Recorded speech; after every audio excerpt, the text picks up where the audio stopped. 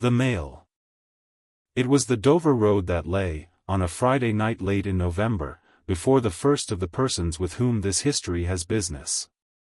The Dover Road lay, as to him, beyond the Dover Mail, as it lumbered up Shooter's Hill.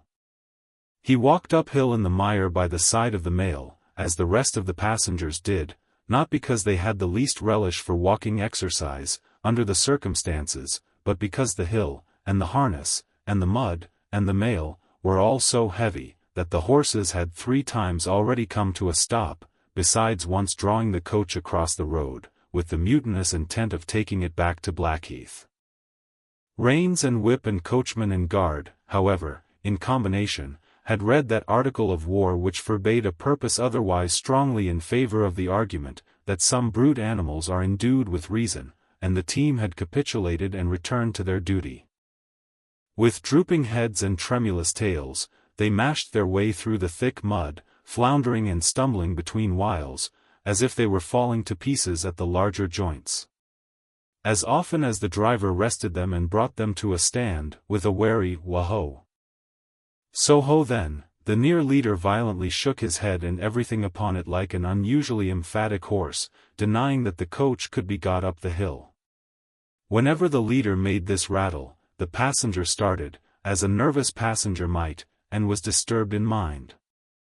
There was a steaming mist in all the hollows, and it had roamed in its forlornness up the hill, like an evil spirit, seeking rest and finding none. A clammy and intensely cold mist, it made its slow way through the air in ripples that visibly followed and overspread one another, as the waves of an unwholesome sea might do. It was dense enough to shut out everything from the light of the coach lamps but these its own workings, and a few yards of road, and the reek of the laboring horses steamed into it, as if they had made it all. 2 other passengers, besides the one, were plodding up the hill by the side of the Mail. All 3 were wrapped to the cheekbones and over the ears, and wore jack boots. Not one of the 3 could have said, from anything he saw, what either of the other 2 was like, and each was hidden under almost as many wrappers from the eyes of the mind, as from the eyes of the body, of his 2 companions. In those days, travelers were very shy of being confidential on a short notice, for anybody on the road might be a robber or in league with robbers. As to the latter, when every posting-house and alehouse could produce somebody in the captain's pay, ranging from the landlord to the lowest stable nondescript, it was the likeliest thing upon the cards. So the guard of the Dover Mail thought to himself, that Friday night in November, 1775, lumbering up Shooter's Hill, as he stood on his own particular perch behind the Mail, beating his feet and keeping an eye and a hand on the arm-chest before him, where a loaded blunderbuss lay at the top of 6 or 8 loaded horse pistols, deposited on a substratum of cutlass. The Dover Mail was in its usual genial position that the guard suspected the passengers suspected one another and the guard, they all suspected everybody else, and the coachman was sure of nothing but the horses, as to which cattle he could with a clear conscience have taken his oath on the 2 testaments that they were not fit for the journey. "Wah-ho!" said the coachman. "So, then. One more pull and you're at the top and be damned to you, for I have had trouble enough to get you to it, Joe." "Hullo," the guard replied. "What o'clock do you make it, Joe?" 10 minutes, good, past 11. "My blood," ejaculated the vexed coachman, "and not atop of Shooters yet. TST. Yah. Get on with you." The emphatic horse, cut short by the whip in a most decided negative, made a decided scramble for it, and the 3 other horses followed suit. Once more, the Dover Mail struggled on, with the jack boots of its passengers squashing along by its side. They had stopped when the coach stopped, and they kept close company with it. If any one of the 3 had had the hardihood to propose to another to walk on a little ahead into the mist and darkness, he would have put himself in a fair way of getting shot instantly as a highwayman.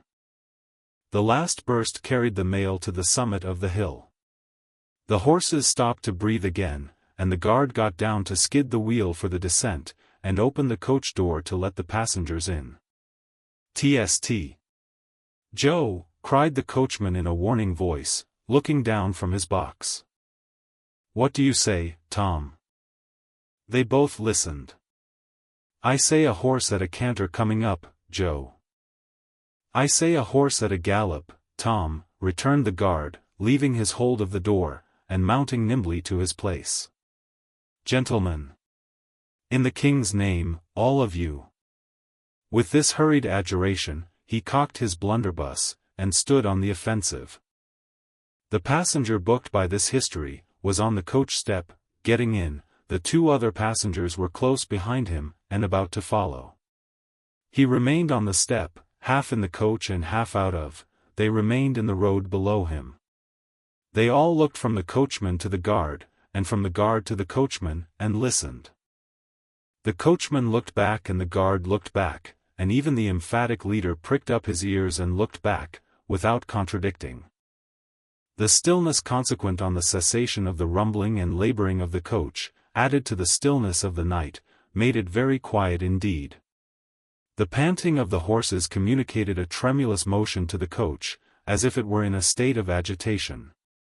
The hearts of the passengers beat loud enough perhaps to be heard, but at any rate, the quiet pause was audibly expressive of people out of breath, and holding the breath, and having the pulses quickened by expectation.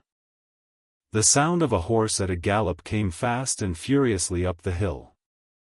"So ho!" the guard sang out, as loud as he could roar. "Yo there! Stand! I shall fire!" The pace was suddenly checked, and, with much splashing and floundering, a man's voice called from the mist, "Is that the Dover mail?" "Never you mind what it is," the guard retorted. "What are you?" "Is that the Dover mail?" "Why do you want to know?" "I want a passenger, if it is." "What passenger?" "Mr. Jarvis Lorry." Our booked passenger showed in a moment that it was his name. The guard, the coachman, and the two other passengers eyed him distrustfully.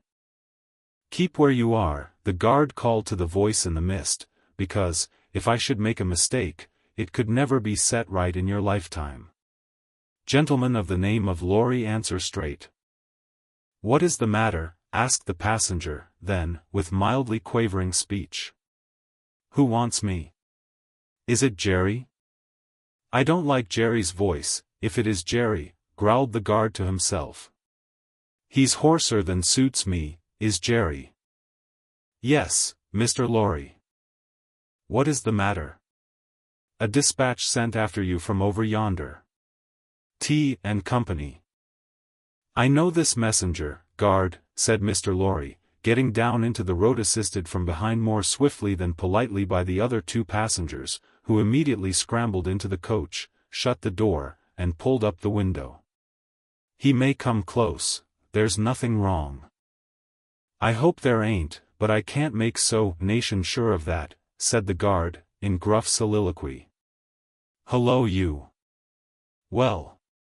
"And hello you," said Jerry, more hoarsely than before. "Come on at a foot pace. D'ye mind me? And if you've got holsters to that saddle o' yourn, don't let me see your hand go nigh 'em.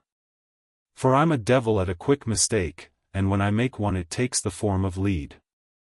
So now let's look at you." The figures of a horse and rider came slowly through the eddying mist, and came to the side of the mail, where the passenger stood. The rider stooped, and, casting up his eyes at the guard, handed the passenger a small folded paper. The rider's horse was blown, and both horse and rider were covered with mud, from the hoofs of the horse to the hat of the man. "Guard," said the passenger, in a tone of quiet business confidence. The watchful guard, with his right hand at the stock of his raised blunderbuss, his left at the barrel, and his eye on the horseman, answered curtly, "Sir. There is nothing to apprehend. I belong to Tellson's Bank. You must know Tellson's Bank in London. I am going to Paris on business. A crown to drink. I may read this? If so be as you're quick, sir." He opened it in the light of the coach lamp on that side, and read first to himself and then aloud, wait at Dover for Mamselle. It's not long, you see, guard. Jerry, say that my answer was, recalled to life. Jerry started in his saddle. That's a blazing strange answer, too, said he, at his hoarsest. Take that message back, and they will know that I received this, as well as if I wrote. Make the best of your way. Good night. With those words the passenger opened the coach door and got in, not at all assisted by his fellow passengers, who had expeditiously secreted their watches and purses in their boots, and were now making a general pretense of being asleep.